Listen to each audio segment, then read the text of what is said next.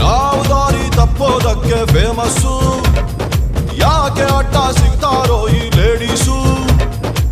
ಶರಣ ಜೋರಾಗಿ ಹೇಳ್ರಮ್ಮ ಕೋರಸು.